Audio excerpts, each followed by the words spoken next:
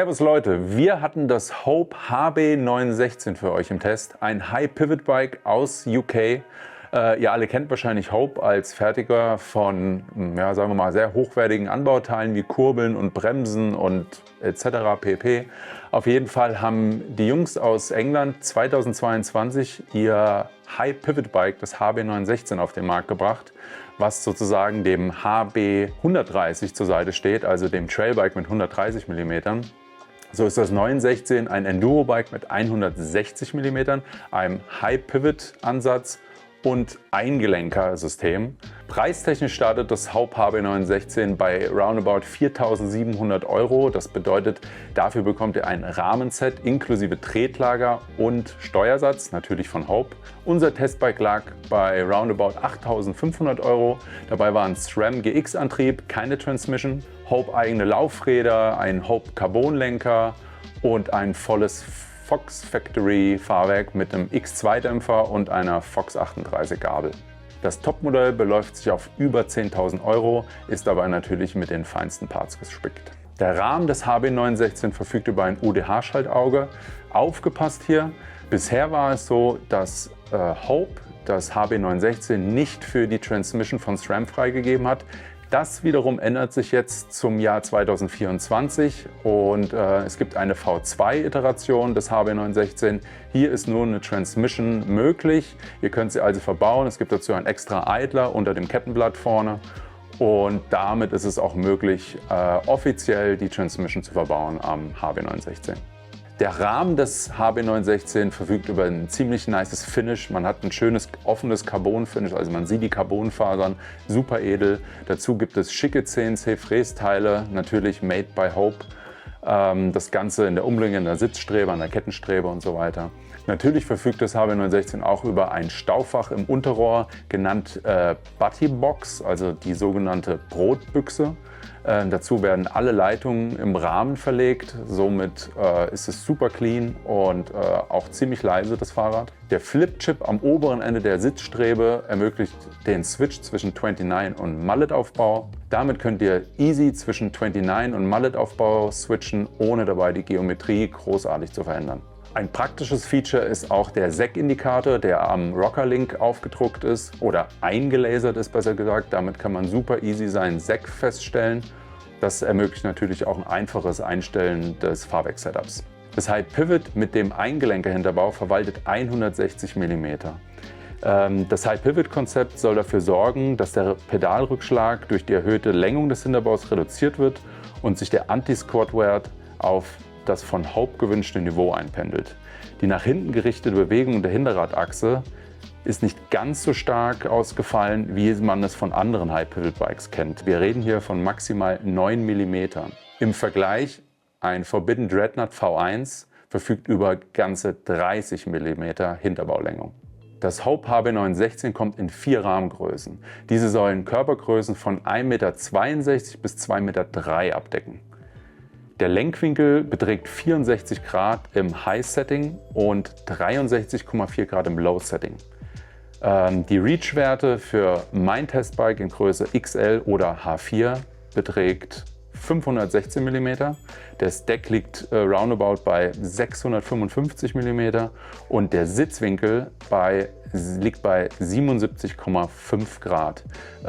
Besonderes Detail beim Sitzwinkel ist, die Sitzwinkel werden mit den Größen oder mit den aufsteigenden Größen flacher statt steiler, was grundsätzlich für mich keinen Sinn ergibt. Jedoch ist der Sitzwinkel grundsätzlich so steil, dass es eigentlich keine Rolle spielt. Bei 77,5 Grad sitze ich eigentlich ziemlich optimal. Die Kettenstreben betragen 440 mm über alle Größen. Man muss dazu sagen, da wir ein High Pivot Bike haben, zwar mit relativ wenig anwachsender Kettenstrebe, haben wir dennoch zusätzliche 7 mm im SEC. Das heißt, wenn ich im SEC bei ca. 30% sitze, habe ich nochmal extra 7 mm Kettenstrebenlänge generiert. Das heißt, ich lande am Ende bei 447 mm Kettenstreben. Aufgepasst, Hope schreibt auf seiner Homepage, dass die Iterationsstufe V2 des HB916 auch längere Kettenstreben in den größeren Größen bekommt. Also ich gehe mal von H3 und H4 aus, was L und XL entspricht. Ein genaues Maß dazu konnte ich aber noch nicht erfahren.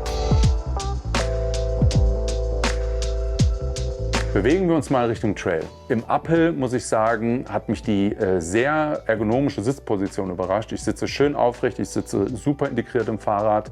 Der Idler oder die extra Umlenkrolle stört mehr oder weniger gar nicht. Also man sollte diese natürlich auch gut pflegen. Aber grundsätzlich ist sie kaum aufgefallen. Man hat sie auch wenig akustisch wahrgenommen. Und man kann relativ solide und zügig den Berg hoch. Es ist natürlich keine spritzige Bergziege, aber ein absolut solider Kletterer. Viel wichtiger als der Uphill ist für mich der Downhill. Also das Hope HB916 geht wirklich richtig gut. Ich habe mich draufgesetzt, ich habe mich direkt wohlgefühlt und das ist nicht immer der Fall. Selbst mit einem super Basic Setup, also einfach nur 30% Säcke in den Dämpfer, die Gabel auf die gewünschten Standardwerte eingestellt, die man so kennt von der Fox 36 und dann ging es schon ab auf dem Trail. Wir hatten irgendwie beim ersten Rideout, ich glaube 2 Grad und Nebel plus Wind.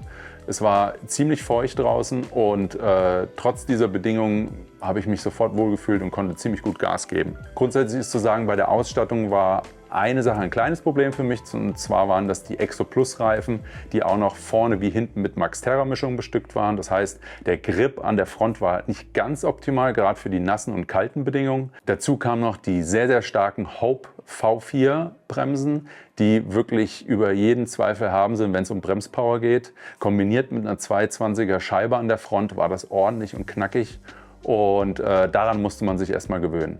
Die Position im Rad war tipptopp. 510er Reach für meine 1,94 Meter, passt ziemlich gut. Dazu die 4,47er Kettenstrebe im Sack wohlgemerkt. Gibt eine sehr gute Positionierung im Rad, also man steht schön neutral mittig im Fahrrad und hat grundsätzlich genug Druck auf der Front.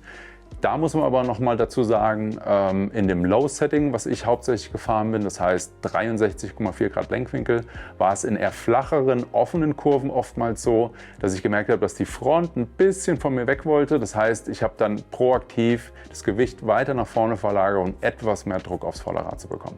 Dafür fühlte sich das Hope HB916 sehr, sehr wohl, wenn es ein bisschen steiler wurde und ruppig wurde. Über jeden Zweifel erhaben ging es durch Steine, Wurzelfelder und schnelle, ruppige Passagen und man fühlte sich ziemlich sicher und hatte auch enormen Grip. Der High-Pivot-Hinterbau des HB916 ist nicht unbedingt ein Magic Carpet, wie man so oft sagt, von anderen High-Pivot-Bikes. Maximal 9 mm Rear-Warded Axle Path ist es eher noch zurückhaltend und das spürt man auch oder spürt man vielleicht nicht, weil ich denke, bei einem Blindtest wird man vielleicht mal gar nicht unbedingt sofort spüren, dass man auf einem High-Pivot-Bike sitzt, so wie es vielleicht bei einem Deviate Claymore oder bei einem Forbidden Dreadnought der Fall ist. Das Fahrrad geht super gut durch roughes Gelände, es geht super gut über Steine und Wurzeln, aber es hat nicht diesen Extremeffekt, wie das andere High-Pivot-Bikes haben, die einfach noch mehr den Hindernissen ausweichen im Hinterbau. Es fühlt sich eher an wie ein normales Fahrrad. Dennoch würde ich sagen, vereint es ein paar Vorteile des High-Pivot-Systems. Also auch wenn der High-Pivot-Effekt etwas geringer ausfällt wie bei anderen High-Pivot-Bikes, muss man sagen, geht es hervorragend über Wurzeln und Steine.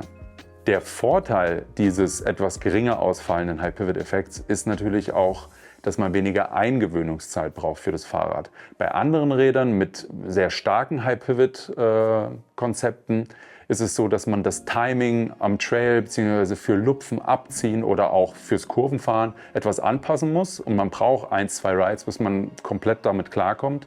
Beim Hope ist das überhaupt nicht der Fall. Man springt drauf und fühlt sich direkt wohl und hat kein besonders anderes Fahrgefühl oder so eine spezielle Charakteristik, wie das andere High-Pivot-Bikes haben können.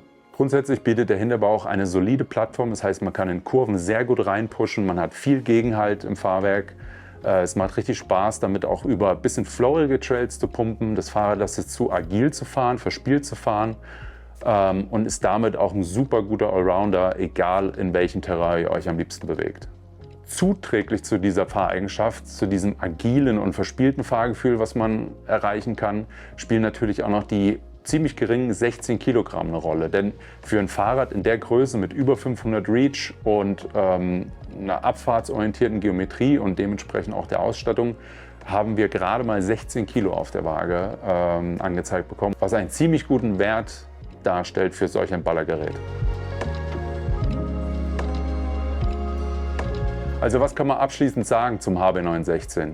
Es ist ein super gelungenes Konzept, es ist ein super guter Allrounder, der sich eigentlich überall wohlfühlt. Man braucht dafür nicht nur Ballerstrecken oder super steiles Terrain, man kann damit auch auf normalen Trails oder Flow-Trails glücklich werden, man kann damit verspielt fahren. Richtig zu Hause ist natürlich eher im technischen Geläuf, aber es kann eigentlich alles genauso gut. Verglichen mit anderen High-Pivot-Bikes, nennen wir da mal einen Deviate Claymore, ist es deutlich weniger High-Pivot. Auf einem Deviate als Beispiel spürt man einfach die Hinterradlenkung viel mehr. Das Hinterrad geht den Hindernissen deutlicher aus dem Weg und erzeugt einfach dieses plusche Magic Carpet Feeling. Das hat das Hope nicht. Ganz klar, es hat auch weniger Rewarded Axle Path. Grundsätzlich für mich immer noch ein super gutes Fahrrad, ob High-Pivot oder nicht. Absolut gelungenes Konzept. Alle weiteren Informationen zu dem Hope HB916 Test findet ihr natürlich in unserem ausführlichen Artikel auf mountainbikenews.de. Wenn euch das Video gefallen hat, lasst ein Like da, lasst ein Abo da und wir freuen uns aufs nächste Mal. Bis dahin.